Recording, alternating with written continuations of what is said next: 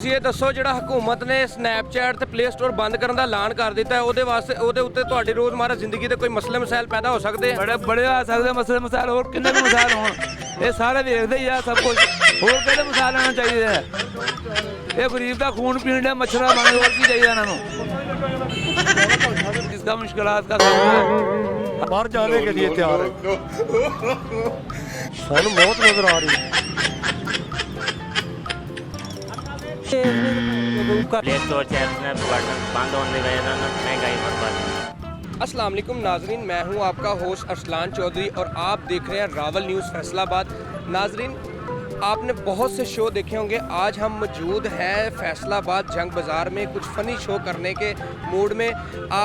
हम लोगों से क्वेश्चन करेंगे, सवाल करेंगे कि अगर स्नैपचैट और प्ले स्टोर बंद हो जाता है तो उनकी ज़िंदगी में किन वजूहात का असरात का सामना करना पड़ेगा, क्या उनको इन चीज़ से फ़र्क पड़ता है या नहीं पड़ता है। आइए मेरे साथ जानते हैं, शहरियों से बात करेंगे और देखते हैं कि वो उनको इन चीज़ों के बंद होने से किसी चीज़ का कोई फ़र्क पड़ता है या नहीं।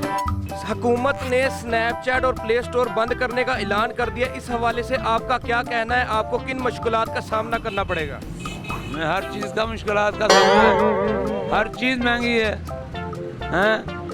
वो लोग एक कुर्सी है वो कहते हैं एक अनार 100 बीमार।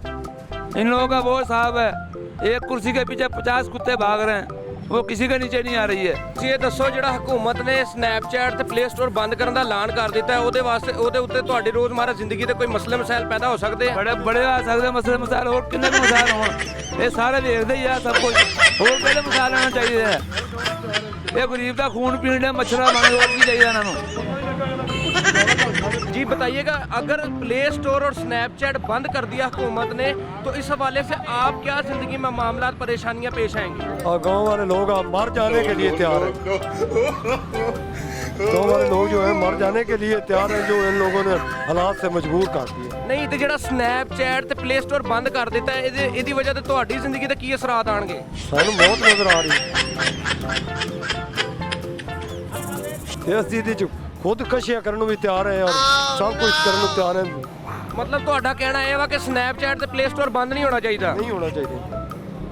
ਇਹ ਹਕੂਮਤ ਨੂੰ ਤੁਸੀਂ ਅਪੀਲ ਕਰੋ ਨਾ ਕਿ ਖੋਲ੍ਹੇ ਇਹਨੂੰ, ਕਿਉਂਕਿ ਗਲਤ ਕੰਮ ਕਰ ਰਹੇ ਨੇ ਕਿ ਜਦੋਂ ਲੋਕਾਂ ਦੇ ਅਖਰਾਜਾਤ ਨੇ ਚੀਜ਼ ਹਰ ਚੀਜ਼ ਦਾ ਸਾਡੇ ਕੱਲੇ ਨਹੀਂ ਪੂਰੇ ਮੁਲਕ ਦਾ ਨਿਜ਼ਾਮ ਹੈ।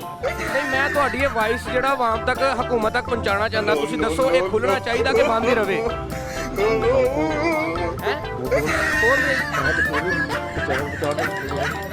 ਮੈਨੂੰ ਉਹਦਾ ਗੱਲਾਂ ਮੰਗਦੇ, ਮੈਂ ਉਹਦੇ ਕੋਲ ਦਾਣੇ ਲੈਂਦਾ ਰਹਿੰਦਾ।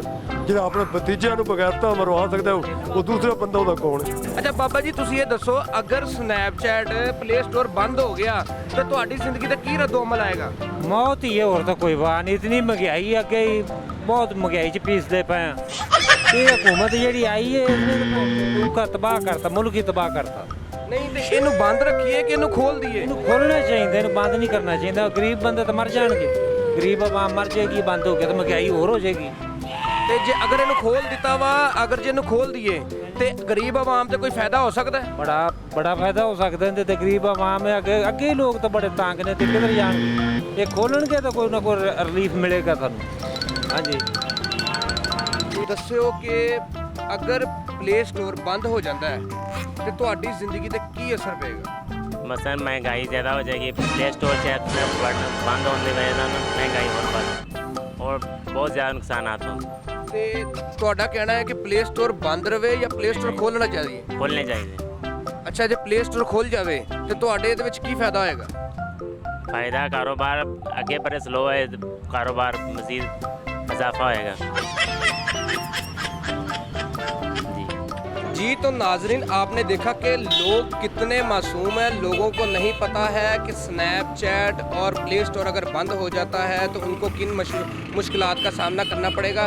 शहरियों का कहना था, अवाम का कहना था कि अगर प्ले स्टोर और स्नैपचैट बंद हो जाता है तो उनकी ज़िंदगी तबाह बर्बाद हो जाएगी। कुछ का तो ये भी कहना था कि वो मर जाएंगे, और कुछ शहरियों का कहना है कि अगर ये चीज़ें बंद रहीं तो महंगाई और ज़्यादा हो जाएगी। तो उन्होंने हुकूमत से अपील की है कि ये चीज़ें जो हैं वो खोलें, इनको बंद ना रखें। मज़ीद ऐसी फ़नी वीडियोस देखने के लिए हमारे चैनल को सब्सक्राइब करें और कमेंट्स में बताएं कि आपको हमारी वीडियो कैसी लगी। इसी के साथ मुझे इजाज़त दीजिए, एक नई वीडियो के साथ आपकी खिदमत में हाजिर होंगे। देखते रहिए रावल न्यूज़ फैसलाबाद।